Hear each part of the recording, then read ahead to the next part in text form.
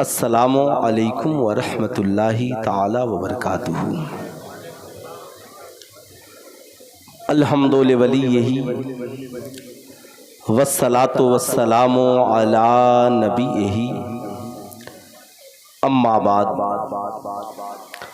फ़अऊज़ु बिल्लाहि मिनश शैतानिर रजीम बिस्मिल्लाहिर रहमानिर रहीम। क़ाल अल्लाहु तआला फ़िल क़ुरआनिल मजीद वल फ़ुरक़ानिल हमीद इन्नद्दीन इंदल्लाहिल इस्लाम। सदक़ल्लाहुल अलीयुल अज़ीम। बल्लगना रसूलुहुन नबीउल अमीनुल मकीनुल करीम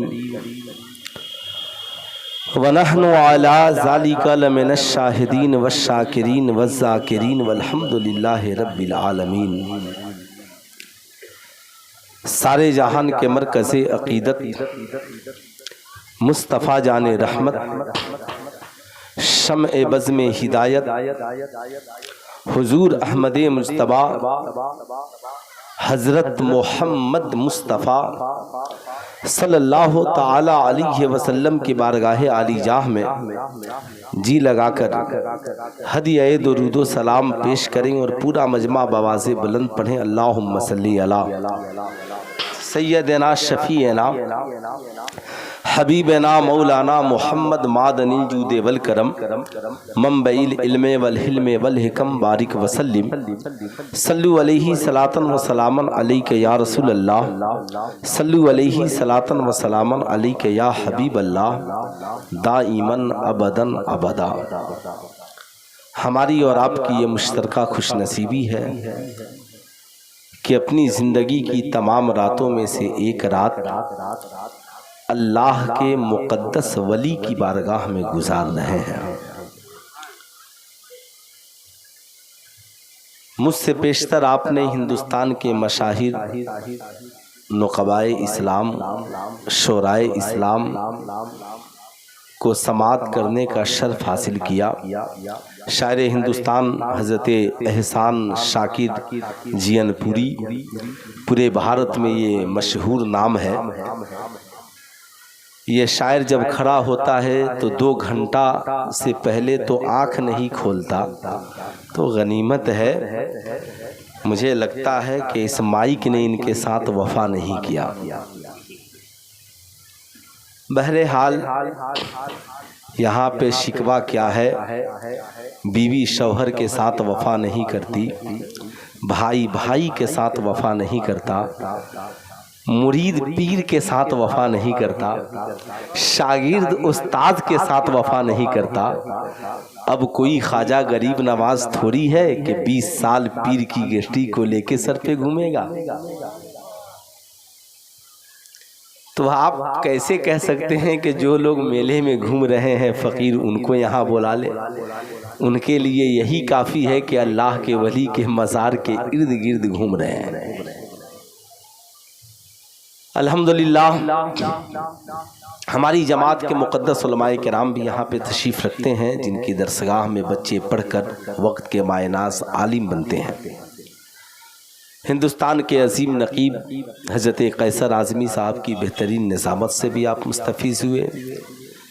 अज़ीज़ गरामी वक़ार हज़रत मौलाना अरशद साहब, जिनकी दावत मोहब्बत पे लब्बैक कहता हुआ फ़कीर आप हज़रात की दहलीज़ तक हाजिर आया। अल्लाह ताला उनकी ज़बान में और चाशनी अता फ़रमाए और उरूज अता फ़रमाए। एक शेर मैं पढ़ता हूँ, अगर पसंद आए तो मोहब्बत से एक बार सिर्फ सुभान अल्लाह इसलिए कह दीजिएगा ताकि मुझे एहसास हो कि सब लोग सुन रहे हैं। उसके बाद फिर बोलने की ज़रूरत नहीं। बस एक गुजारिश है कि ये जो आगे हैं जगहें खाली हैं तो पीछे जगहें पूरी हो चुकी हैं, तो आप लोग अगर 2-4 कदम खिसक जाएंगे तो सरकार की सुन्नत भी अदा हो जाएगी। आका फरमाते हैं कि किसी मजलिस में बैठो और तुम्हारा दूसरा भाई आ जाए तो खिसक कर उसके बैठने के लिए उसे जगह दे दो, है ना। तो आप लोग 2-4 कदम बढ़ जाएंगे तो हो सकता है जो लोग बहुत दूर खड़े हैं इंशाअल्लाह उम्मीद है वो भी ये देख लेंगे कि मेरे काजिम भाई वो है ना, जगह खाली है, आ जाए ना। माशाअल्लाह मैं नाम से भी वाकिफ़ हूँ, बोल सकता हूँ। मुफ्ती साहब नहीं बोलेंगे मैं बोल दूंगा, आ जाए आगे। अच्छा, जाने दीजिए, कासिम भाई का नाम मत लीजिए, वरना अभी उड़ीसा के जलसे में नकीब साहब ने कहा कि मैं एक एक शख्स का नाम जानता हूँ। मैंने कहा भाई अगर आप एक एक शख्स का नाम लेकर खिताब कीजिएगा फिर बेचारा अगले जलसे में वो नहीं आएगा, है ना। अच्छा, माशाअल्लाह बड़े अच्छे लोग हैं। ये छोटे छोटे बच्चे भी बहुत पीछे खड़े हैं। बाबू बैठ जाओ, ठंडी लग जाएगी, घर से आना नहीं चाहिए था, आ गए हो। एक पत्थर की भी तकदीर संवर सकती है। बेशक बेशक। एक पत्थर की भी तकदीर संवर, एक पत्थर की भी तकदीर संवर सकती है, शर्त ये है उसे करीने से तराशा जाए। वाह वाह वाह वाह। एक पत्थर की भी तकदीर संवर सकती है, शर्त ये है उसे करीने से तराशा जाए, और अपनी मट्टी पे ही चलने का तरीका सीखो। अपनी मट्टी पे ही चलने का तरीका सीखो, संगे मरमर पे चलोगे तो फिसल जाओगे। बेशक बेशक। संगे मरमर पे चलोगे तो फिसल जाओगे, नहीं तेरा नशीमन कसरे सुल्तानी के गुंबद पर, तू शाहीन है बसेरा कर पहाड़ों के चट्टानों पर, तू शाहीन है बसेरा कर पहाड़ों के चट्टानों पर। हम मुसलमान हैं, हमारा मजहब इस्लाम है। इस्लाम खुदा का पसंदीदा मजहब है। इस्लाम नबियों का पसंदीदा मजहब है। इस्लाम सहाबा का पसंदीदा मजहब है। इस्लाम औलियाए एज़ाम का पसंदीदा मजहब है। इस्लाम उलमाए हक का पसंदीदा मजहब है। इस्लाम सच्चाई पे चलने वालों का पसंदीदा मजहब है। इस्लाम ईमान पे मजबूती से कायम होने वालों का पसंदीदा मजहब है। इस्लाम इतना प्यारा मजहब है कि उसके प्यारा होने के लिए किसी के सर्टिफिकेट की जरूरत नहीं, इतना ही काफी है कि अल्लाह ने कह दिया इन्ना दीना इंदल्लाहिल इस्लाम। अगर तेरे पैदा करने वाले रब को अगर कोई मजहब पसंद है तो उस मजहब का नाम मजहब इस्लाम है। वाह, एक बार मोहब्बत से बोल दे मजहब इस्लाम, और जरा एक बार मोहब्बत से बोल दे मजहब इस्लाम है। अब एक है खालिक और एक है मखलूक। खालिक पैदा करने वाला और मखलूक पैदा होने वाला। सारी कायनात को बनाने वाला खुदा है, यही हकीकत है। वो खालिक है, जमी बनी, आसमान बना, लौ बने, कलम बने, हम बने, आप बने, चांदो सूरज बने, सब बने, सबको बनाने वाला एक वो खालिक है। और इबादत सिर्फ खालिक की होगी। मखलूक इबादत करने के लिए है और खालिक माबूद है। तभी तो रब ने कुरान में कहा वमा खलक़तुल जिन्ना वल इंसा इल्ला लियाबुदून। हमने जिन्नात और इंसान को पैदा इसलिए किया ताकि वो हमारी इबादत और बंदगी करे। अफसोस है एक खुदा के अलावा कोई इबादत के लायक नहीं, सब बातिल। लेकिन आज बातिलों के आगे भीड़ है, आज बातिलों के आगे मजमा है, आज बातिलों के आगे लंबी कतार है, आज बातिल के पीछे लोग नंगे पांव सुबह को उठकर दौड़ रहे हैं। लेकिन हम कितने गिर गए कि उस माबूदे हकीकी के सामने फजर की आजान होती है मगर हमारी पेशानी नहीं झुकती। ज़ोहर में आज़ान देकर मुअज्जिन कहता है वो इंसान कामयाबी की तलाश है, हय्या अलल फलाह, आओ कामयाबी की तरफ। असर में मुअज्जिन पुकारता है, हय्या अलल फलाह, आओ कामयाबी की तरफ। मगरिब में मुअज्जिन पुकारता है, हय्या अलल फलाह, आओ कामयाबी की तरफ। इशा में मुअज्जिन पुकारता है, हय्या अलल फलाह, आओ कामयाबी की तरफ। जानते हो यहूदियों ने कहा था, सुल्तान सलाहुद्दीन अय्यूबी, एक जमाना आएगा हम मुसलमानों के ईमान को इतना कमजोर कर देंगे कि मस्जिदों से आजानें होंगी मगर मुसलमान मस्जिदों को जाने को तैयार नहीं होंगे। घरों में कुरान होगा मगर ये तिलावत करने के लिए तैयार नहीं होंगे। रमजान का महीना आएगा मगर ये रोजा रखने के लिए तैयार नहीं होंगे। गरीब नंगे बदन सो जाएंगे मगर ये ज़कात की रकम निकालने के लिए तैयार नहीं होंगे। मुसलमानों का ईमान इतना कमजोर हो जाएगा, इतना कमजोर कि फज्र की नींद, फज्र की नमाज के वक्त मुसलमान अपने नर्म नाजुक बिस्तर पे सोए रहेगा और खुदा की बारगाह में हाजिरी नहीं देगा। मुसलमानों का नाम मुसलमान होगा मगर किरदारों कैरेक्टर यहूदियों और नसरानियों का हो जाएगा। बेशक आज पैगाम है, वाह। मुसलमानों को ज़हनी इर्तिदाद की तरफ ढकेला जा रहा है। बेशक आज हमारा नाम मुसलमान है मगर हमारा किरदार मुसलमान है कि नहीं, ये सोचने वाली बात है। बेशक हमारा कैरेक्टर मुसलमान है कि नहीं, ये सोचने वाली बात है। हम ने अपने आप को किस तरीके से इस्लाम के सांचे में ढाला, ये सोचने वाली बात है। आज साहब हम जहां पर जिंदा हैं, जहां पर खड़े हैं, अगर आज हमने अपने बच्चों को इस्लाम से नहीं जोड़ा, इनके ईमान को मजबूत नहीं किया, हमने इन तक इस्लाम के पैगामात को सही से नहीं पहुंचाया, तो वो दिन दूर नहीं है जब ये हमारी औलादें इन वलियों के आस्थानों को भी भूल जाएंगी। हमारी औलादें इन बुजुर्गों की तारीख को भी भूल जाएंगी। इसलिए हमारी जिम्मेदारी बनती है। हम ख्वाजा गरीब नवाज नहीं हैं, हम 90 लाख को कलमा नहीं पढ़ा सकते। हम हुजूर हाफिज मिल्लत की तरह पूरी दुनिया के में आलिम बनाकर लोगों को नहीं भेज सकते, मगर कम से कम हम बहैसियत मुसलमान अपनी औलाद को तो इस्लाम सिखला सकते हैं। बेशक वाह वाह। बहैसियत मुसलमान हम अपनी बीवियों तक तो इस्लाम पहुंचा सकते हैं। बहैसियत मुसलमान हम अपने बच्चों तक तो इस्लाम पहुंचा सकते हैं। कल बरोज़े महशर आपसे पूछा जाएगा, बता तूने अपने बच्चों को दीन सिखाया कि नहीं सिखाया।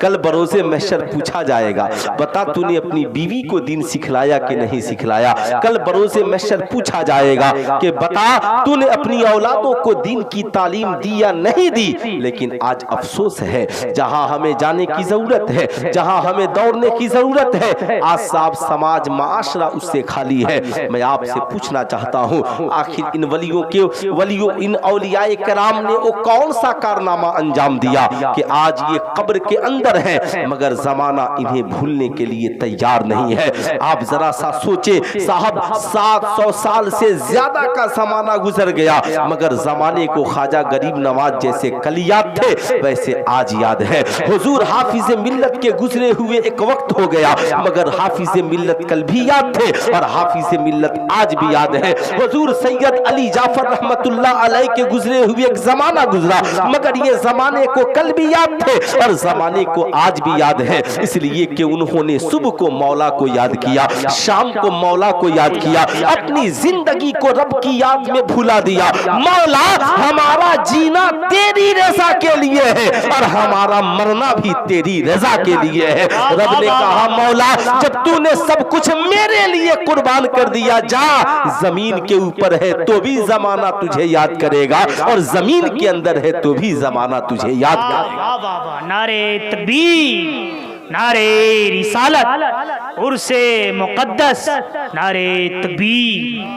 कुछ लोग समाज में अपने लिए जीते हैं, कुछ लोग खानदान के लिए जीते हैं, कुछ लोग मोहल्ले के लिए जीते हैं, कुछ लोग मुल्क के लिए जीते हैं। ये अल्लाह वाले साहब रब की रज़ा के लिए जीते हैं।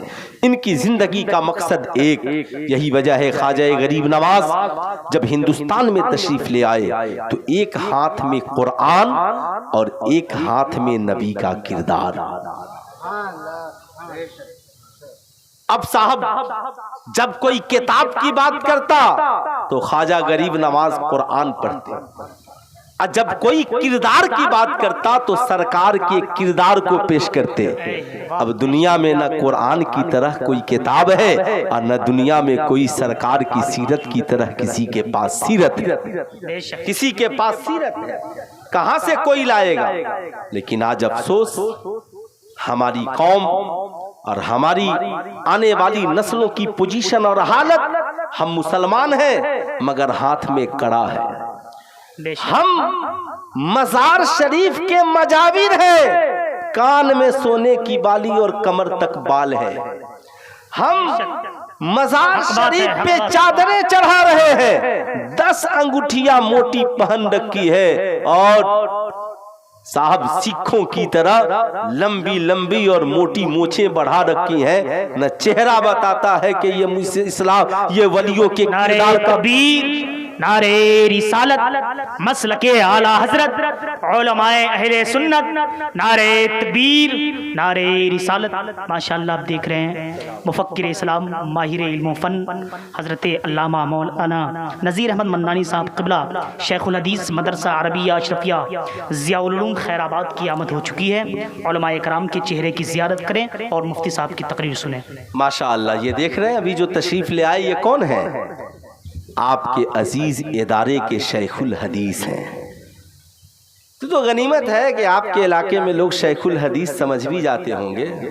मुझे तो लगता है कि नेपाल और बंगाल और मध्य प्रदेश और एमपी चले जाइए तो शेखुल हदीस क्या होता है वो ये समझेंगे भी नहीं, है ना। अच्छा एक बात बताइए, बुरा मत मानिएगा, इसे मुख्तसर ही रखिएगा, अपनी ही तक रखिएगा। चैनल वालों से भी गुजारिश है कि इसे वायरल करने की बहुत ज़रूरत नहीं। एक बात बताइए, आज जब उर्दू की बात आती है ना, उर्दू की बात तो पूरे भारत में दिखावा होता है। उर्दू एकेडमी का प्रोग्राम है और गजलिया मुशायरे की शायरा तशरीफ लाने वाली है, ठीक है जी। 1.5 लाख 1 लाख नजराना देकर गजलिया मुशायरे के शायर और शायरा को बुलाया जाता है। क्या बात है भाई, बड़े बड़े नेता फाइनेंस करते हैं, बड़े बड़े अमीर कबीर लोग फाइनेंस करते हैं। और एक दीनी महफिल सजानी हो आपको तो साहब एड़ी घिस जाएगी, 10-10 रुपए मांगते हैं। बेशक अब साहब गजलिया मुशायरे में शायरा आ गई, बुरा मत मानिएगा, मैंने तो देखा है माज़ल्लाह के दाढ़ी रखने वाले भी जाकर उस शायरा को बहुत खुशी से दाढ़ियां हिला हिला कर सुनते हैं जी, है ना। याद रखेंगे, मैं इसलिए नहीं बोला, मैं दाढ़ी की तौहीन नहीं कर रहा हूं। दाढ़ी रखकर हाजी साहब, है ना, नमाजी साहब जाकर ऐसा लगता है जैसे शायरा के गजलिया अशार को सुनना जायज हो, ऐसे तशरीफ ले जाते हैं। क्या फरूगे उर्दू का काम कर रहे हैं, बुरा मत मानिएगा साहब। डॉक्टर इकबाल को छोड़कर गालिब से लेकर आज तक जितने शायर गुजरे हैं वो आपने इश्किया अशआर और गजलिया शेर के अलावा आपको क्या दिया है? बेशक 1-2 किताबें उनकी होंगी, एक बार पढ़ने के बाद कोई पढ़ता नहीं, मगर आप जब इन आलिमों के पास पहुंचेंगे तो सबसे ज्यादा उर्दू को घर घर पहुंचाने का काम इन उलमा ने किया। बरेली में अहमद रजा ने कुरान का तर्जमा उर्दू में कंजुल ईमान की शक्ल में घर घर पहुंचाया है। हुजूर सदरुल शरिया ने उर्दू में फिक्र की इंसाइक्लोपीडिया बहारे शरीयत घर घर पहुंचाने का काम किया है। बुरा न मानना, बताओ नमाज के मसाइल, ज़कात के मसाइल, हज के मसाइल, गुस्ल कैसे करना, जीना कैसे, पहनना कैसे, खाना कैसे, रहना कैसे, औरत हो मर्द हो बच्चे हो बूढ़े हो, बताओ तुम तक उर्दू में किताबें लिखकर किसने पहुंचाई हैं? अरे कुछ तो बोलिए, किसने पहुंचाने का काम किया? किसी शायर ने, किसी शायरा ने, जिसे 1.5 लाख नजराना देते हो, जिसे 1 लाख नजराना देते हो, उसने नहीं, टूटी हुई चटाई पे बैठकर 5,000 और 6,000 तनख्वाह पाने वाले आपके मस्जिद के इमाम मकतब में आपके छोटे छोटे बच्चों को कायदा बगदादी से लेकर कुरान शरीफ तक पढ़ाते हैं और उर्दू में छोटी छोटी किताबें पढ़कर आपके बच्चों को नात पढ़ने के लायक बनाते हैं, हदीस पढ़ने के लायक बनाते हैं, उर्दू पढ़ने के लायक बनाते हैं। वो बड़ा होकर चाहे गजल पढ़े या नात पढ़े, उर्दू को घर घर पहुंचाने का काम इन गजलिया मुशायरे के शायरों ने नहीं, बल्कि टूटी चटाई पे बैठकर पढ़ाने वाले वक्त के इन आलिमों ने किया। हक है। वाह वाह वाह। मेरी बात बुरी लग सकती है मगर इसे बोलेगा कौन? शर्म आती है, शर्म। लेकिन कहा ना, अकबर शर्म से गैरते कौमी में गिर गया। बेपर्दा नजर आई जो चंद बीवियां, पूछा कि बीवियों तेरे दुपट्टे का क्या हुआ? बोली कि ये अक्ल पे मर्दों के पड़ गया। बोली कि ये अक्ल पे मर्दों के पड़ गया। मेरे इलाके के एक शायर हैं छपरा के, मधोश छपरावी, उनके वालिद भी सूफी थे। उन्होंने एक शेर कहा कि इस दौरे तरक्की का चलन देख रहा हूँ, पर्दा है मगर सारा बदन देख रहा हूँ। बेशक।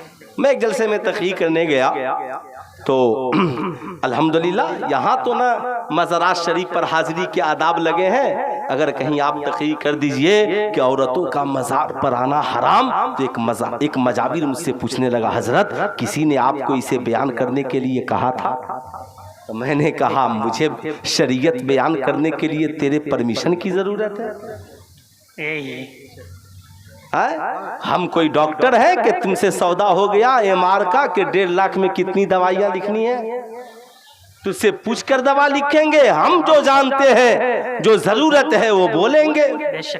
कहा, हजरत सारा कारोबार तो उन्हीं से चलता है। मैंने कहा, बताओ, आज मज़ारों पर चादरें बढ़ी हैं और बेटियों के सरों से दुपट्टा उतर रहा है। हक है। वाह वाह वाह वाह। आला हजरत अजीमुल बरकत ने लिखा, मज़ार शरीफ पर एक चादर चढ़ाओ। अच्छा, जो लोग चादर के खिलाफ हैं, ऐसा नहीं कि वो चादरें नहीं चढ़ाते हैं। अलीगढ़ मुस्लिम यूनिवर्सिटी में सर सैयद अहमद खान की कब्र पर सब चादरें चढ़ाते हैं, है ना? सुन लीजिए, अब चादर एक, लेकिन यहाँ चढ़ रही हैं अनेक। तो मैं कहता हूँ, कौम की शहजादियों, तेरा मज़ार पे जाना हराम, लेकिन चली गई तो एक बार देख तो ले कि अल्लाह वाले अंदर सोए हैं मगर चादर लेट कर सोए। वाह वाह वाह वाह वाह। एक बार देख तो ले, नसीहत पकड़। हम तो मज़ारों पर जाते हैं ना, तो सिर्फ सरों पे चादरें लेकर जाते हैं। मैं कहता हूँ, जाओ तो फूलों की चादरें लेकर जाओ और लौटो तो बुजुर्गों के किरदार की चादरें ओढ़ कर आओ। वाह वाह वाह, क्या पैगाम है। वाह। बुजुर्गों के किरदार की चादरें ओढ़ कर आओ। बताओ, गौसे आजम की एक वक्त की नमाज कज़ा हुई? बताओ, ख्वाजा गरीब नवाज की एक वक्त की नमाज कज़ा हुई? बताओ, ख्वाजा कुतुबुद्दीन बख्तियार काकी की एक वक्त की नमाज कज़ा हुई? बताओ, इन अल्लाह वालों की एक वक्त की नमाज कज़ा हुई? यहाँ हाल तो यह है कि जाहिल मज़ाविर मज़ार पर चादरें चढ़ा रहा है। आजान होती है, मस्जिद में जाने की कभी तौफीक नहीं होती। बेशक तौफीक नहीं होती। मैं कहूंगा, नहीं साहब, आप भी मजाविर है ना, तो ऐसा इखलाक रखिए और ऐसी सूरत बनाइए, जमाना आपको देखकर कहे जब मजाविर इतना अच्छा है तो साहबे कब्र के फैजान का आलम क्या होगा। वाह वाह वाह वाह। फैजान का आलम क्या होगा। यहाँ तो हाल ये है, एक दिन आएगा, फातिहा पढ़ेगा, जाकर कहेगा, मुफ्ती साहब किबला खैरियत? कहा, हाँ हजरत, आप बोले थे वलियों की बारगाह से बहुत फैजान मिलता है। मैंने 4 जुमा हाजिरी लगा दी मगर अब तक कोई फायदा नहीं मिला। उसको अजमेर शरीफ भेज दीजिए।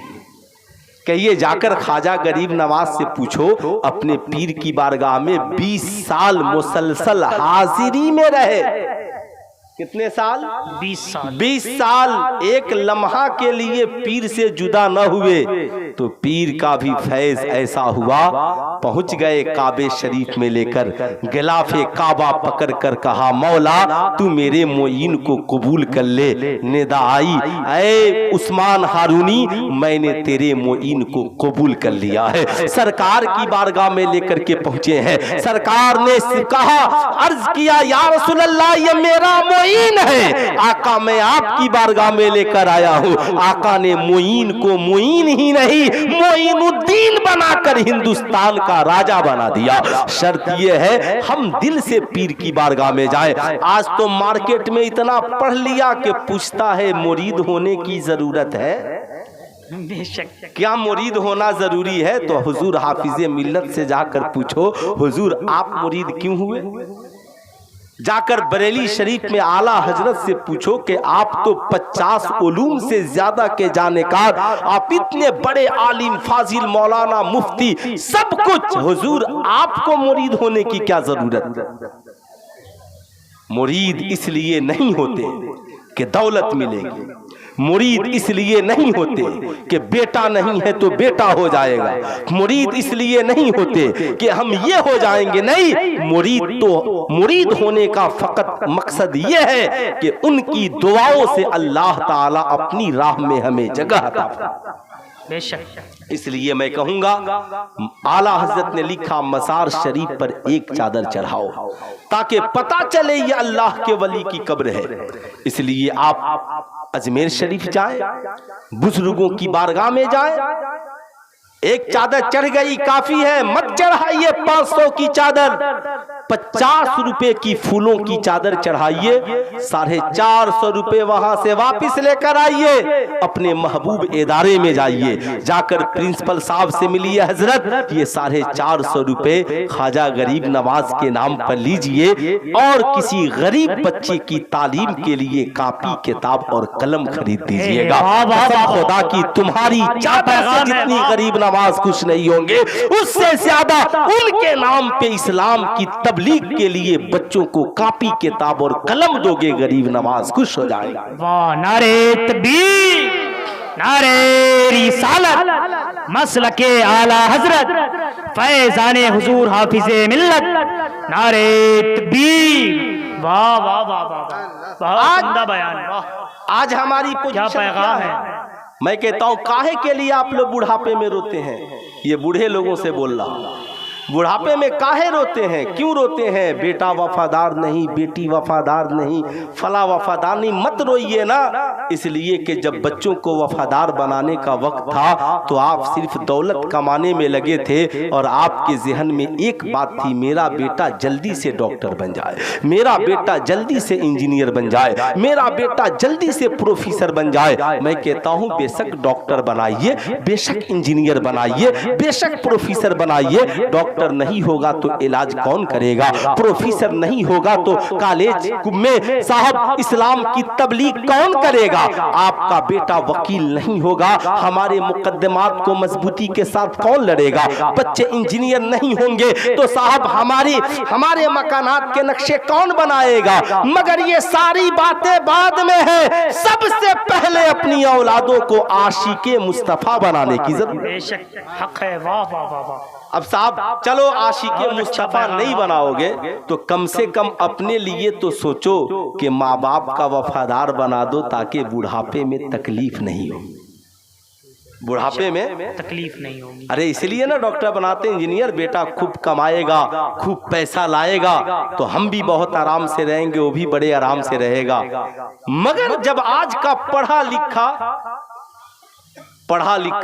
वो जो भी हो पढ़ा लिखा है ना, जो भी पढ़ा लिखा हो, हम हो आप हो, दाग हुए के मीर हुए, सभी एक ही जुल्फ के असीर हुए।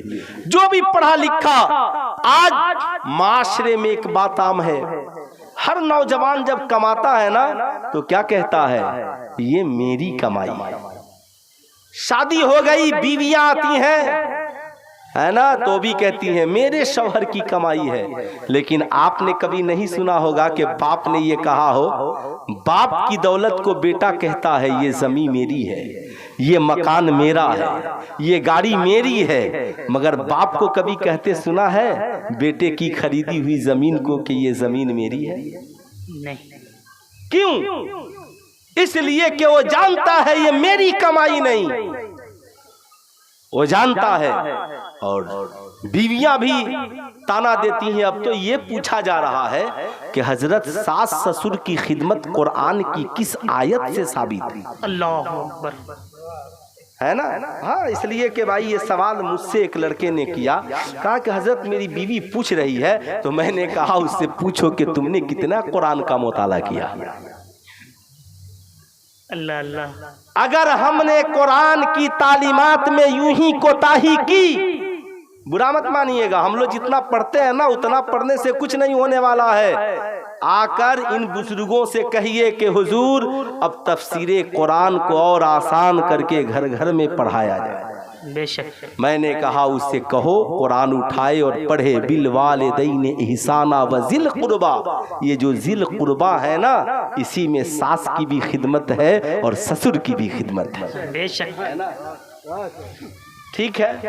उन्होंने कहा कि तो माँ बाप के बाद, मैंने कहा हाँ, माँ बाप के बाद जितने रिश्तेदार हैं ये सब की खिदमत तुम्हारे जिम्मे है। बहरहाल मेरे जैसा मौलवी था या हजरत हो बता देंगे, आजकल जब इमाम रखने की बारी आती है ना तो लोग कहते हैं हजरत 5-6 हज़ार का कोई मुख्तसर पैसे वाला इमाम खोज दीजिए, कम पढ़ा लिखा भी हो तो चलेगा, लेकिन जब सवाल करना हो तो हाफिज़े मिल्लत तलाश करते हैं। जाकर डायरेक्ट पूछेगा। अब वो बेचारा इमाम है ना, मुकम्मल आलिम भी नहीं, गरीब गुर्बत का मारा आया, 2-4 साल बुजुर्गों की बारगाह में पढ़ा चला गया। अब उससे जाकर पूछेगा बताओ भाई की खिदमत कुरान की किस आयत से साबित? ओ बेचारा क्या बताएगा? कहेगा ऐसा इमाम है, कोई जवाब नहीं दे पाता। तो मैं कहूंगा तनख्वाह देने के वक्त मुअज्जिन वाली तनख्वाह दीजिएगा और मसला पूछने के वक्त मुफ्ती आजम की तरह सवाल कीजिएगा। मैं कहूंगा नहीं, आलिमों को इमाम बनाया जाए। बेशक। जो मसाइले नमाज का जानकार हो, जो कौम की सही से इस्लाह कर सके, और इमाम को इतना ऊंचा मकाम दीजिए और इतनी तनख्वाह दीजिए कि इमाम को ये फख्र हो कि मुक्तदी मुझसे इस कदर प्यार करते हैं ताकि जब नमाज पढ़ाए ना तो कभी गुर्बती का ख्याल उसके जहन में न। बेशक। खलीफा वक्त हारून रशीद ने हजरत बहलूल दाना से पूछा, हुजूर ये बताया जाए कि अगर कोई चोरी करते पकड़ा जाए तो क्या किया जाए? कहा अगर चोरी करने वाला अमीर हो, मजबूर ना हो, जानबूझकर चोरी करता हो तो चोर की हाथ काट दो, और अगर चोरी करने वाला मजबूरी में चोरी कर रहा हो तो बादशाह के हाथ को काट दो। ठीक है, समझ गए ना हालात? समझ रहे हैं ना? सिर्फ एक तरफ मुजरिम न ठहराइए, बात बहुत दूर निकल जाएगी। मर्ज कर रहा था, अब साहब इतना माहौल बिगड़ गया। बहू कहती है कि सास ससुर की खिदमत कुरान की किस आयत से साबित है? मैं सास ससुर की खिदमत नहीं कर सकती। सास को कहती है सुनिए, अगर मेरा शौहर नहीं कमाता तो आपको अच्छा खाना नहीं मिलता, मेरा शौहर नहीं कमाता तो ये घर अच्छा से नहीं चलता, आप लोग मेरे घर से निकल जाइए। अल्लाह अल्लाह, माँ बाप आंखों में आंसुओं के कतरात लिए देहात को वापस चले जाते हैं, बहू घर से निकाल देती है। मैं आपसे पूछना चाहता हूँ, आज कॉलेज का पढ़ा हो, स्कूल का पढ़ा हो, बाज मदारिस के भी पढ़ों का भी हाल यही है कि साहब कमाते हैं तो समझते हैं ये मेरा है, या उनकी बीवियां ये समझती हैं कि ये मेरा है। माँ बाप के हुकूक को नहीं समझते। मगर पूछे इन मुफ्तियाने किराम से, सरकार की बारगाह में एक नौजवान पहुंचा, अर्ज गुजार हुआ या रसूल अल्लाह, मेरे माँ बाप आप पे कुर्बान, आका जी ये बताया जाए मर्द के ऊपर पहला हक किसका है? कौनैन के ताजेदार मुस्कुराते हैं, फरमाते हैं मर्द के ऊपर पहला हक उसकी माँ का है। बेशक। एक बार पूरे सिर्फ नौजवान हाथ उठाकर बोले, मर्द पर पहला हक किसका है? माँ का है। और जरा जोर से बोलो, मर्द पे पहला हक किसका है? माँ का। इतना आहिस्ता बोल रहे हो, और जब तुम गुम हो जाते थे तो तेरी माँ गला फाड़ कर आवाज देती थी, मेरा बेटा कहाँ? अल्लाह अल्लाह, मेरा बेटा कहाँ है? पहला हक माँ का। ठहर गए, फिर पूछा आका जी फिर किसका? कहा माँ का। फिर ठहर गए, फिर पूछा तीसरी बार आका जी फिर किसका? कहा माँ का। फिर ठहर गए, चौथी बार पूछ पड़े आका जी फिर किसका? आका फरमाते हैं तुम्हारे वालिद का। आला हजरत सरकार से पूछा गया, हुजूर बताया जाए मर्द कमाए तो क्या करे? आला हजरत सरकार फरमाते हैं मर्द अगर 100 रुपए कमाए तो 75 माँ को दे दे और 25 बाप को दे दे। इसलिए कि सरकार ने 3 बार माँ का जिक्र किया है और 1 बार बाप का जिक्र किया, बाप का जिक्र किया है। पूछा गया हुजूर माँ का रुतबा बड़ा है या बाप का? आला हजरत फरमाते हैं मोहब्बत माँ से ज्यादा करो, अदब बाप का ज्यादा करो। ऐ मेरी कौम के शहजादों, आज के इस जलसे से याद करके जाओ, मर्द पर पहला हक बीवी का नहीं, मर्द पर पहला हक बच्चों का नहीं, मर्द पर पहला हक उनकी माँ का है, उसके बाप का है, फिर बीवी, बच्चे, रिश्तेदार, भाई बहन, अहिब्बा अकरबा, जैसे जैसे आगे बढ़ते जाओ अल्लाह तुझे दौलत दे, सबकी खिदमत करते जाओ, मगर कमाना तो सबसे पहले माँ की खिदमत करना। मगर बड़ा पुरफेतन दौर है, आज हालात इतने बिगड़ गए, रमजान का मुबारक महीना आता है, बूढ़ी माँ रमजान में बेटे को फोन लगाती है, ए मेरे लाल, ए मेरे शहजादे, ईद आने वाली है, जरा कुछ पैसा भेज दे, तेरे अब्बा के लिए दवाइयां भी लेनी है, तेरी एक बहन भी गरीब है, तेरा एक भाई भी है, कुछ पैसे भेज दे, सबके कपड़े बनवाने हैं। आज की नालायक औलादे कहती हैं अम्मा फोन रख दे,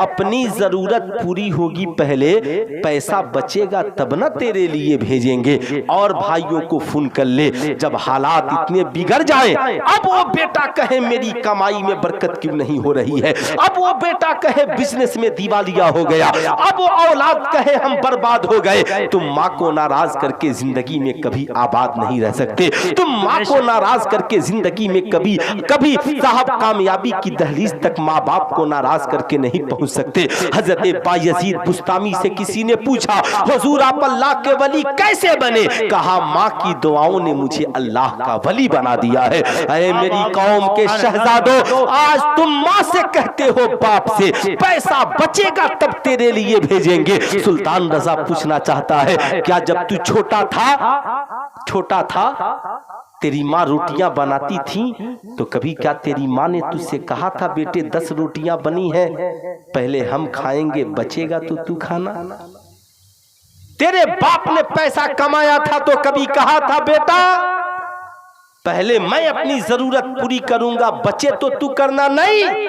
तेरी माँ खाना बनाकर तुझे तलाश करती थी, मेरा बेटा आएगा, पहले वो खाएगा, बचेगा तो मैं खाऊंगी। तेरे बाप ने पैसा कमा कर कहा था बेटा आज तनख्वाह मिली है, ले पैसा, जाके कॉलेज का फी भर ले, जाके अपनी जरूरत पूरी कर ले। ए बेटा तू मदरसे में स्कूल में पढ़ता है, कितने पैसे की जरूरत है, तेरे अकाउंट में लगा दिया है। आहा, जिस बाप ने पूरी जिंदगी तेरी जवानी को परवान चढ़ाने के लिए गुजार दी, जिस बाप ने पूरी जिंदगी की कमाई तुझे डॉक्टर, इंजीनियर, प्रोफेसर और कामयाबी की दहलीज तक पहुंचाने के लिए उसने कुर्बान कर दिया, जिस माँ ने अपनी जवानी को जवानी नहीं समझा, कुरान ने क्या कहा, रब्बिरहमहुमा कमा रब्बयानी सगीरा, दुआ मांगो मालिको मौला मेरे माँ बाप पे ऐसे रहम फरमा जैसे बचपन में उन्होंने मेरे ऊपर रहम फरमाया। ये कुरान के बयान का सलीका बता रहा है। ऐ लोगों, जब माँ बाप के पास जाना तो अपनी जवानी को याद न करना,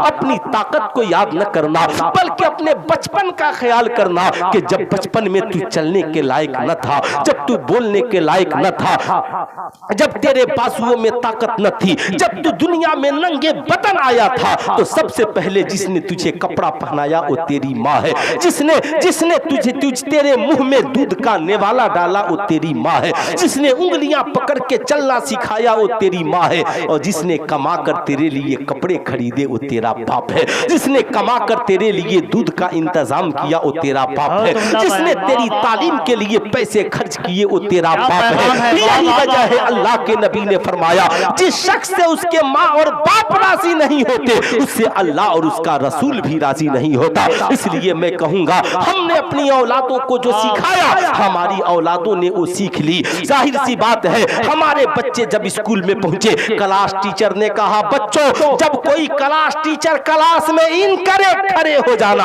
आज इंजीनियरिंग का छात्र हो साहब, चाहे वो आईएएस अफसर बनने वाला स्टूडेंट हो, सारे जो ही क्लास टीचर में आता, क्लास में आता है बच्चे खड़े हो जाते हैं। मदारिस इस्लामिया में जैसे ही असातिज़ा पहुंचते हैं बच्चे ताज़ीम के लिए खड़े हो जाते हैं। मगर आओ कौनैन के ताजेदार की बारगाह में, आका साहबा की झुरमुट में बैठे हैं, अम्मा हलीमा आ गई, आका देखकर खड़े हो गए। साहबा ने पूछा, या रसूल अल्लाह ये कौन मुकद्दस हस्ती है जिनकी ताज़ीम के लिए आप खड़े हैं? सरकार ने फरमाया, ऐ मेरे साहबा ये कोई और नहीं मेरी दूध पिलाने वाली माँ है जिनकी ताज़ीम के लिए तेरा पैगंबर खड़ा है। ऐ मेरी कौम के शहजादों, स्कूल जाना तो उस्ताद के लिए खड़े होना, मस्जिद जाना इमाम के लिए खड़े होना, मदरसे में जाना आलिमों की ताज़ीम करना, और घर में जाना तो सरकार की सुन्नत समझ के अपनी माँ बाप की ताज़ीम करना। वाह वाह वाह वाह वाह वाह, अपने माँ बाप की ताज़ीम करना।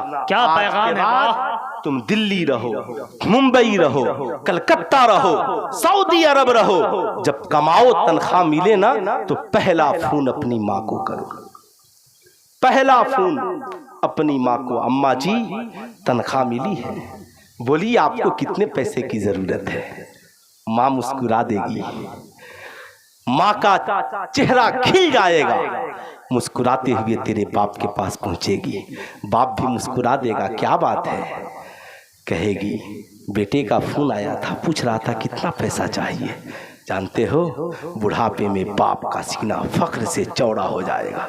मेरे बेटे का फोन आया था, हाँ कह दो, अभी पैसा हमारे लिए नहीं भेजेगा, अप्रैल का महीना आने वाला है, उससे कह दो पहले अपने बच्चों के अच्छे स्कूल में एडमिशन करा देगा, पहले अपनी बीवी का ख्याल कर लेगा, ईद आने वाली है, पहले अपने बीवी बच्चों को और अपना कपड़ा बना लेगा। हम तो बूढ़े हैं, पुराने कपड़ों में भी हमारी ईद हो जाएगी, फिर बचेगा ना तो बूढ़े बाप के लिए भेज देगा, बचेगा ना तो बूढ़ी माँ के लिए भेज देगा। माँ बाप का कलेजा बहुत बड़ा होता है। सारी दुनिया तुम्हारी कमाई खाकर सो जाती है, तेरे दोस्त तेरे पैसे से अय्याशियां करते हैं, तेरे पैसे कमाई खाकर तेरी बीवी बच्चे सब आराम से सो जाते हैं, मगर रात की तन्हाई में अगर कोई तेरी कामयाबी के लिए दुआ करता है, आंचल फैलाता है तो तुम्हारी माँ फैलाती है, कोई दुआ करता है तो तुम्हारा बाप करता है। इसलिए मैं कहूंगा, चाहते हो बिजनेस में कामयाबी हो, चाहते हो इम्तिहान में कामयाबी मिले, चाहते हो जिंदगी में कामयाबी मिले, पूछिए ना इन बुजुर्गाने दीन से जो हदीसें पढ़ाते हैं। हम लोग तो दरसगाह के मुदल्लिस रहे नहीं, है ना, स्कूल किस्मत स्कूल में ले गई, वहां पढ़ाते हैं, लेकिन जब इन आलिमों की दरसगाह में जाएंगे, मुस्तफ़ा करीम मस्जिद नबवी के मिंबर पे चढ़ रहे हैं और जिब्रील अमी आ गए, 3 बातें उन्होंने बयान की, जिनमें से एक बात यह है, या रसूल अल्लाह गुबार आलूद हो उसकी नाक, जो माँ बाप को बुढ़ापे में पाए और उसकी खिदमत करके जन्नत हासिल न कर सके। आका फरमाते हैं आमीन, आका फरमाते हैं आमीन। माँ बाप मिले ही इसलिए हैं कि उनकी खिदमत करके जन्नत हासिल की जाए। ऐ मेरी कौम के शहजादों, आज के बाद जिंदगी में कामयाबी की एक राह है, उस राह का नाम है माँ बाप की खिदमत। दुनिया भी कामयाब, आखिरत भी कामयाब। तो आज के बाद कमाना है तो सबसे पहले माँ बाप को खिलाना है। कितने नौजवान हैं जो ऐसा करेंगे? सिर्फ 2-4 नौजवान बता दीजिए, कोई नहीं करेगा। उठाइए, हाथ उठाइए। माँ बाप के नाम पे उठाने में क्या शर्म है। माशाअल्लाह एक वली के आस्थाने पे आप हैं, मैं ये समझूंगा माशाअल्लाह। अब हाथ नीचे रखे। मैंने इसलिए वादा ले लिया कि यहाँ अल्लाह वाले भी देख रहे हैं। क्या कहा मेरे इमाम ने? तू जिंदा है वल्लाह, तू जिंदा है वल्लाह, मेरी चश्मे आलम से छिप जाने वाले। अल्लाह अल्लाह। साहिबों याद रखना, ऐ मेरी कौम के शहजादों, आज जमाना किधर जा रहा है, हमारे हालात कितने पेचीदा हो गए, बिगड़ गए। आज कभी आपने सोचा है? हम वली की बारगाह में आए। अल्लाह के एक वली ने अपने एक मुरीद से पूछा और कहा कि ये बताओ कहाँ जा रहे हो? कहा हुजूर दावत खाने जा रहा हूँ। कहा दावत खाने जा रहे हो? कहा हाँ। कहा ये बताओ खाना खाने का तरीका क्या है? अल्लाह वाले हैं, पूछ दिया मुरीद से खाना खाने का तरीका क्या है? कहा हुजूर खाना खाने का तरीका बिस्मिल्लाह पढ़ के खाएंगे, पढ़ने से पहले हाथ धुल लेंगे, दस्तरखान पे खाएंगे, छोटा छोटा लुकमा खाएंगे, खाने के बाद अल्हम्दुलिल्लाह पढ़ेंगे। कहा खाना खाने का तरीका भी मालूम नहीं और दावत खाने जा रहे हो?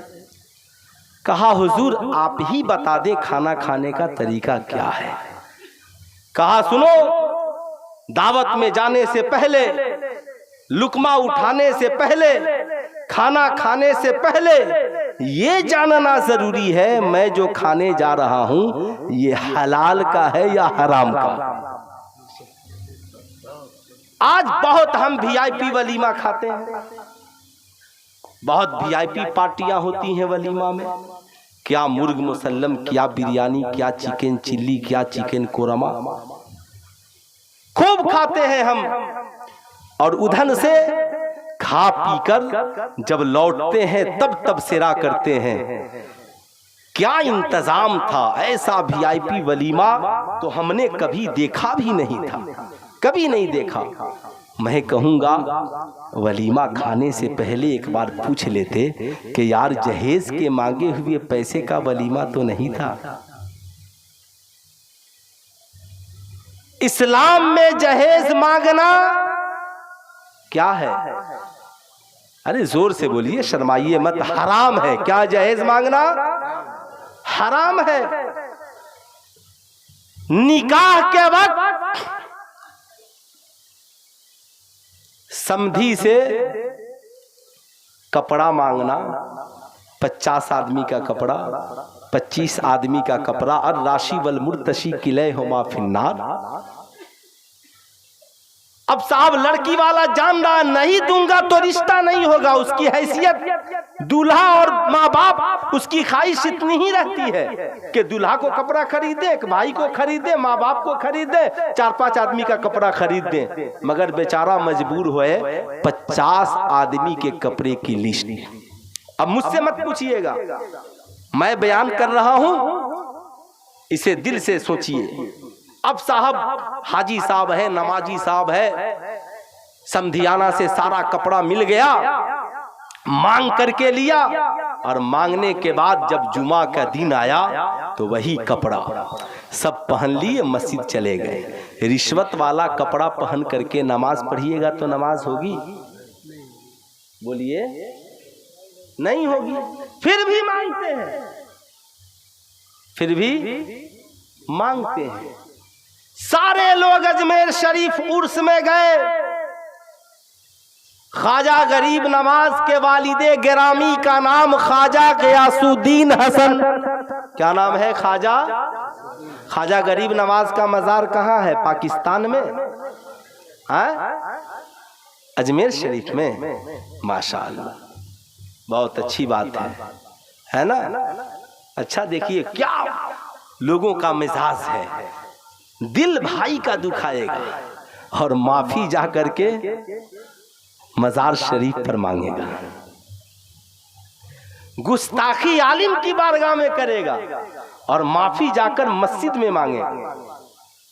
दिल माँ बाप का दुखाएगा और माफी जाकर के उम्रा करके मांगेगा। जब तक बंदा माफ न करे खुदा माफ करेगा? अरे बोलिए जोर से, माफ करेगा? भूल जाइए, अल्लाह वाले दुआ कर देंगे। लेकिन जब तक बंदा माफ न करे खुदा माफ नहीं करेगा। तो ख्वाजा गयासुद्दीन हसन, ये कौन है? सरकार गरीब नवाज के वालिदे गिरामी है। ड्यूटी एक माँ की खिदमत, लगे रहते माँ की खिदमत में। सारी दुनिया वजू करके मस्जिद को जाती, ये हजरत पहले वजू करके माँ के पास आते, राजी करते, खिदमत करते, माँ से इजाजत लेकर मस्जिद जाते। एक रोज साथियों ने पूछ दिया, क्या बात है, हम तो वजू करके मस्जिद को चले जाते हैं और आप माँ की खिदमत में जाते हैं। तो उन्होंने कहा, मैंने मुस्तफ़ा करीम की एक हदीस का मुताला किया कि जिस शख्स से उसके माँ और बाप राजी नहीं होते, उससे अल्लाह और उसका रसूल भी राजी नहीं होता।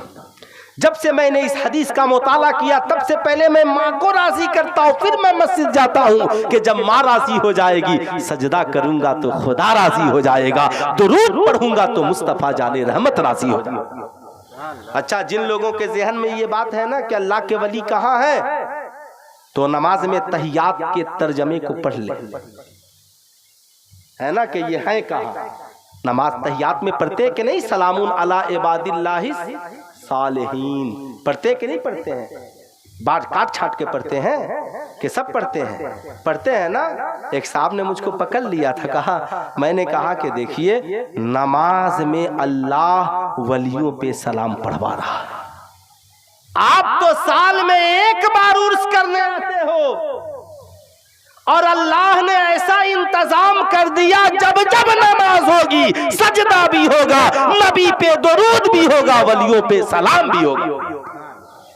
ऐसा इंतजाम खुदा ने कर दिया, नहीं कर सकते अलग।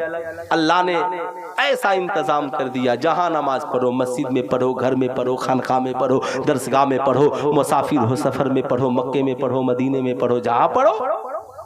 जब नमाज पढ़ोगे तो कंपलसरी है ना, तहियात तो पढ़िएगा ना, तो सलामुन अला इबादिल्लाहि सालिहीन तो पढ़िएगा ही, पढ़ना ही है। तो मैं अर्ज कर रहा था, अल्लाह के वली है, माँ की खिदमत। एक रोज माँ की खिदमत कर रहे थे, माँ के आंखों में आंसू आ गए। पूछा, अम्मा जी आप क्यों रो रही हैं? माँ ने कहा, बेटा मेरी ख्वाहिश है कि तेरी शादी हो जाती। कहा, अम्मा जी आपकी मर्जी। कहा, बेटे मैं बड़ी फिक्रमंद हूं कि आखिर तेरा निकाह करूं तो कहां। सुना है सरकार बड़े पीर दस्तगीर का घराना बड़ा आला है, बहुत आलीशान घराना है, मैं वहीं जाती हूँ। शहजादे को ली, साथ में गई, सफर पर निकल गई। सरकार गौसे आजम के घराने में पहुंची। जाने के बाद वहां पे बेटे के लिए रिश्ता तलाश किया और कहा, मुझे एक ऐसी शहजादी चाहिए जो मेरे लिए बेटी हो और मेरे बेटे के लिए बीवी हो, नेक बीवी हो, जिसके पास सीरते फातिमा हो। तो सरकार गौसे आजम के घराने की औरतों ने कहा, हाँ हमारे घर में एक बच्ची है जिनका नाम माहे नूर है और वो हाफिज़े कुरान भी है और अल्हम्दुलिल्लाह उनकी जिंदगी में सीरते फातिमा भी है।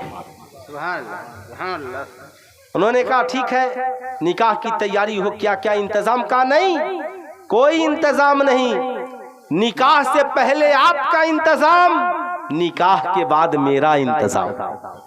मैं बेटी लेने आई हूं। अब देखिए, कुछ लोग बहू लेने जाते हैं और कुछ लोग बेटी लेने जाते हैं। जो बहू लेने जाते हैं उनका नजरिया अलग है और जो बेटी लेने जाते हैं उनका नजरिया अलग है। जो बहू लेने जाते हैं उनकी नजरें दौलत पे होती हैं, उनकी नजरें स्कॉर्पियो पे होती हैं, उनकी नजरें ज़ेवरात पे होती हैं, और जो लोग बेटी लेने जाते हैं उनकी नजरें दौलत पर नहीं, सीरते फातिमा ज़हरा पे होती है। उन्होंने कहा, ठीक है, अगर आप इजाजत दे तो हम लोग कपड़ा वगैरह इंतजाम कर दें। सरकार ख्वाजा गरीब नवाज की दादी जान ने कहा, सुनो, जब तक आपकी बेटी थी, कपड़ा आपका पहनती थी, आपके मकान में रहती थी, आपके बिस्तर पे सोती थी। अब निकाह के बाद मेरी बेटी हो गई तो कपड़ा मेरा होगा, मकान मेरा होगा, बिस्तर मेरा होगा, खाना मेरे तरफ से होगा। अब मेरी बेटी हो गई। ऐ मेरी कौम के शहजादों, सिर्फ आप वलियों की बारगाह में चादर ही चढ़ाइएगा या उनकी सीरत को भी सीखिएगा। इसलिए आज के बाद ये जहेज मांगना बंद कीजिए।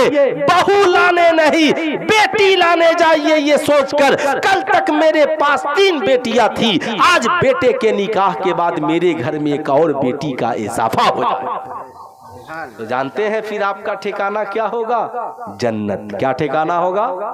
जन्नत। लेकिन आज जहेज मांगने वाले भी कम नहीं।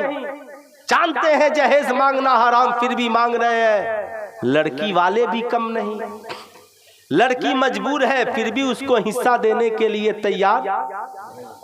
बहन गरीब है मगर भाई उसे हिस्सा देने के लिए तैयार। आपसे मैं पूछना चाहता हूं, बताइए क्या इस्लाम में बेटियों का हक माँ बाप के घर में नहीं है? माँ बाप की कमाई में नहीं है?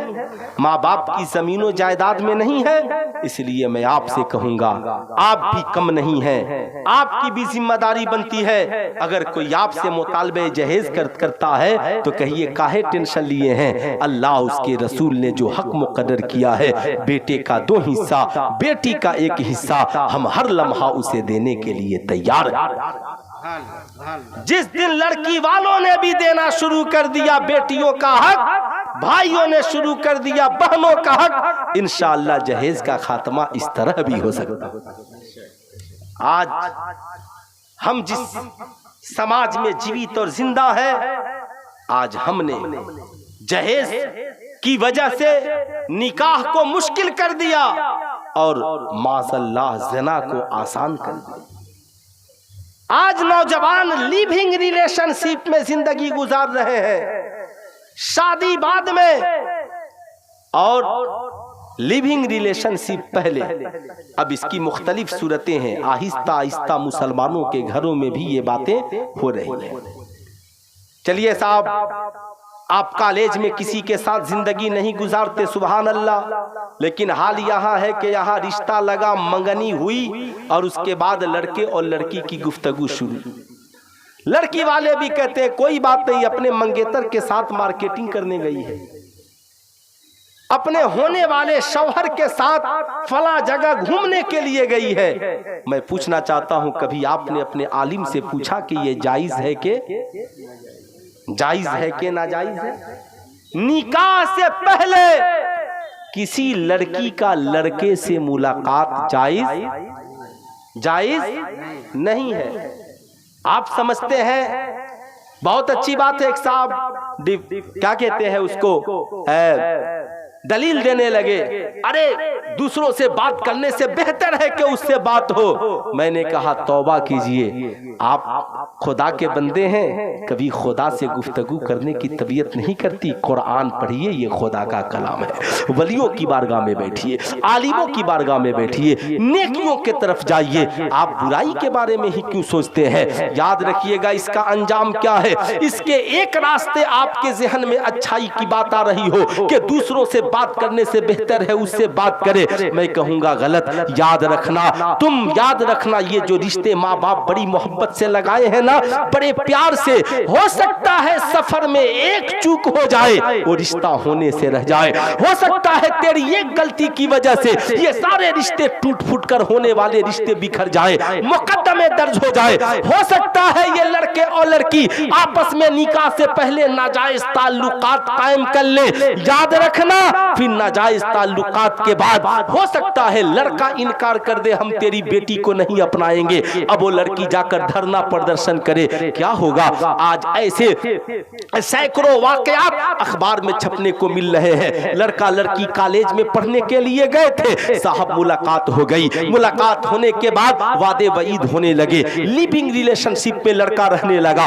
जब तक कॉलेज में रहा, जब दूसरे जगह पोस्टिंग हुई, पता चला पहली वाली को छोड़कर दूसरे के साथ रहने लगा। उसने शादी ब्याह रचा लिया। अब ये लड़की जाकर उसके दरवाजे पे धरना प्रदर्शन कर रही है। मैं कहूंगा मेरी कौम की शहजादियों, याद रखना, आज तेरी नजरें दौलत पे जम गई है, आज तेरी नजरें अय्याशियों पे जम गई है, आज तेरी नजरें साहब ऐशो इशरत पे जम गई हैं। सुल्तान रजा कहना चाहेगा, दौलत से किसी का पेट न भरा था न भरा है। तो चार मोटी मिसालें सुन लो। जाहिर सी बात है, मैं इसलिए इसे बयान कर रहा हूं, मिसाल बयान करने में शर्म करने की जरूरत नहीं है। कितनी दौलत है तेरे पास, अगर लड़की हो तो क्या ऐश्वर्या राय से भी ज्यादा तेरे पास दौलत है, मगर उसका उस शौहर के साथ पट्टी नहीं जमी जो करोड़ों अरबों का मालिक है। ऐसी लाखों पढ़ी लिखी, जिसे दुनिया के लोग पढ़ा लिखा कहते हैं, साहब पढ़ी लिखी करोड़पति अरबपति महिलाएं हैं जो एक शौहर के पास नहीं रह पाई,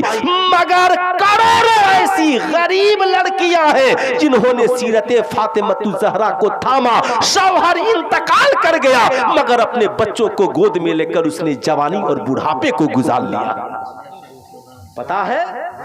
नहीं पता तो कभी उठा करके पढ़िए इनकी जिंदगी को। दौलत से किसी लिए, मैं आपसे भी कहूंगा, आपसे भी खूब गौर से सुनिए, बुरा ना मानिएगा। पूछिए हमारे हजरत से। अभी टीवी पे डिबेट जब होता है ना, तो मैं तो अब सुनना ये सब छोड़ दिया।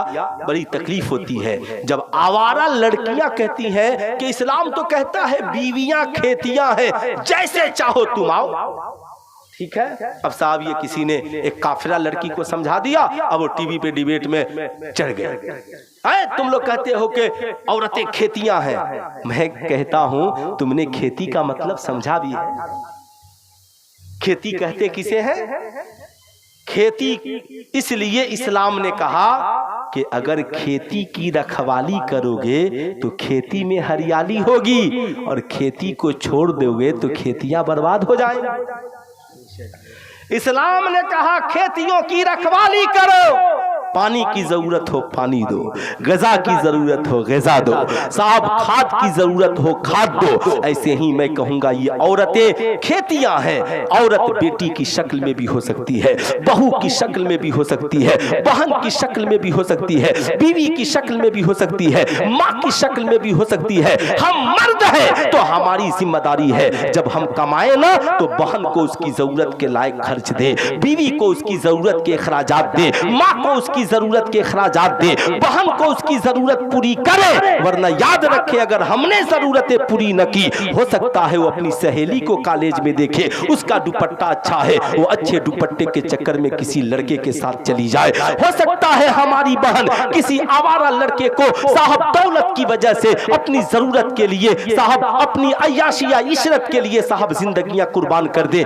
ऐसे मामलात होते हैं। मैं आपसे कहूंगा नहीं, आप कमाओ ना तो बहनों का ख्याल रखो, बेटियों का ख्याल रखो, बीवी की जरूरत इतनी पूरी करो कि उसे एहसास हो मेरे शौहर से ज्यादा दुनिया में कोई प्यार नहीं करता। माँ की जरूरत पूरी करो। अगर तुम जरूरत पूरी नहीं करोगे और कॉलेज स्कूल में जाएंगी और जब देखेंगी सहेलियों की अय्याशियों को या उनकी अय्याशी भरी जिंदगियों को, जब उनकी सहेलियां आकर उनसे कहती हैं मेरा बॉयफ्रेंड है, बहुत पैसा लुटाता है, बुलेट पे ले जाता है, होटल में खिलाता पिलाता है, अब वो भी यही चाहती है चूंकि उसी माहौल में वो पढ़ रही है। मैं कहूंगा अपनी कौम की शहजादियों से, खुदारा ऐ मेरी कौम की शहजादियों, ये हुस्न खत्म हो जाएगा, ये जवानी खत्म हो जाएगी। कभी कब्रिस्तान में देख लेना, कभी घर में बैठकर सोच लेना तेरी दादी बूढ़ी हो गई, तेरी माँ बूढ़ी हो गई। याद रखना घर में रहकर मर्द जवान होता है, बूढ़ा हो जाता है, ये हुस्न जमाल ढल जाएगा, लेकिन याद रखना ये इज्जत जब एक बार चली जाएगी तो कभी पलट कर वापिस न आएगी।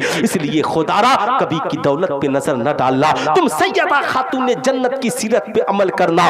तेरे पास अच्छा दुपट्टा नहीं है कोई बात नहीं है, इल्म की दौलत तो है। तेरे पास बेहतरीन नकाब नहीं है कोई बात नहीं है, पेवंद लगाने काब है कोई टेंशन की बात नहीं है। आज तेरे कॉलेज की लड़कियां तुझे कहती है कि तू ओल्ड मॉडल लड़की है, दुपट्टा ओढ़ करके आती है, नकाब पहन के आती है। उससे कह देना, ओ मेरी सहेली, मुबारक हो मुबारक, बड़े अमीर बाप की बेटी हो, पैसे से फटा जींस खरीद कर पहनना तुझे मुबारक हो। अपना जिस्म और चुस्त टी शर्ट पहनकर जमाने को अपना बॉडी, सीना और जिस्म दिखाना तुझे मुबारक हो। और 72 दुपट्टे में 72 पैबंद लगाकर अपने सर को चादर से ढांकने वाली सैयदा खातूने जन्नत की सुन्नत हमें मुबारक हो, हमें मुबारक हो। हम अपनी बेटियों को क्यों नहीं सिखाते? सिर्फ नाम रखते हैं। मैं कहूंगा नहीं, आज सरकार मौलाए कायनात की पैदाइश का दिन भी था। सोचे, मैं आपसे कहूंगा ना, याद रखना क्या कहा अल्लाह के नबी ने। सुनो, ये दौलत, ये दुनिया सरकार फरमाते हैं कि मेरे सामने मच्छर के पर के बराबर भी नहीं है, इसकी हैसियत नहीं है। लेकिन आज हमने दुनिया को ही सब कुछ समझ लिया। ज़हनी अय्याशी के लिए, थोड़ी सी दौलत सरबत के लिए, इज्जत का सौदा। इसलिए मैं अपनी कौम की बेटियों से कहूंगा, मेरी बेटियां जना के मुर्तकिब न होना।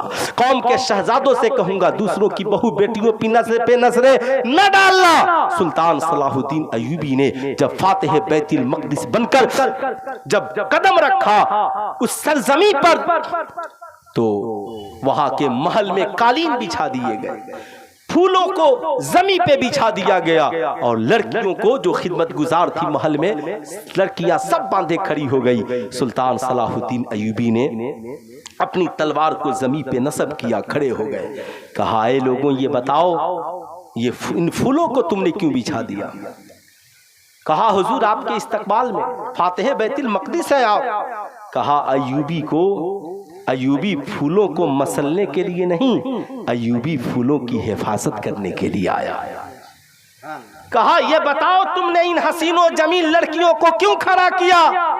कहा, हुजूर ये अब तक राजाओं की खिदमत करती आ रही थी, ये खिदमत के लिए आई है, ये आपकी खादिमा है।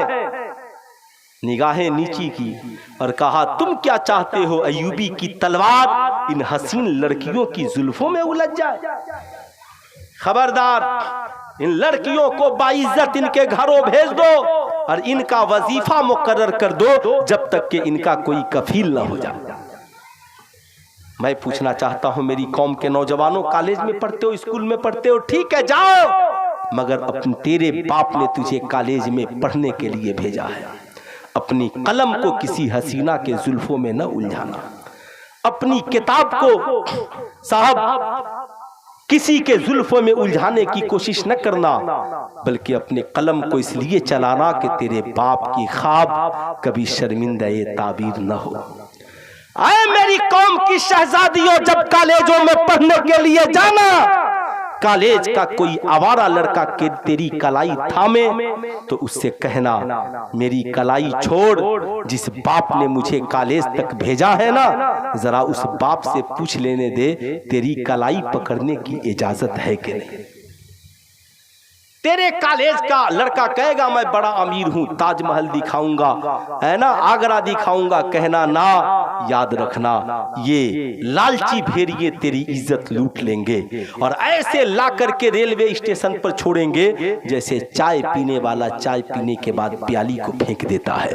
फिर तेरा कोई पुरशाने हाल नहीं होगा। इसलिए कौम की शहजादियों, घर से बाहर कदम निकालना ना तो दुल्हन बन के कदम निकालना, बाप की लाडली बन के कदम निकालना, रानी महारानी बन के कदम निकालना। जब कदम निकालना तो सैयदा खातून जन्नत की सीरत के मुताबिक कदम निकालना, ताकि जब तू निकाह के बंधन में बंध कर यहाँ से जाएगी ना, और जब जाएगी ना, अगर तेरे पाँव में कांटा भी चुभेगा ना तो तेरा बाप तेरी मदद के लिए पहुंच जाएगा। वरना अगर तू अपनी इज्जत का सौदा करके घर से भाग कर जाएगी तो न घर में तुझे मिलेगी जगह मिलेगी, न समाज में तुझे इज्जत मिलेगी, बुढ़ापे में भी ज़माना तुझे हिकारत भरी नजरों से देखेगा।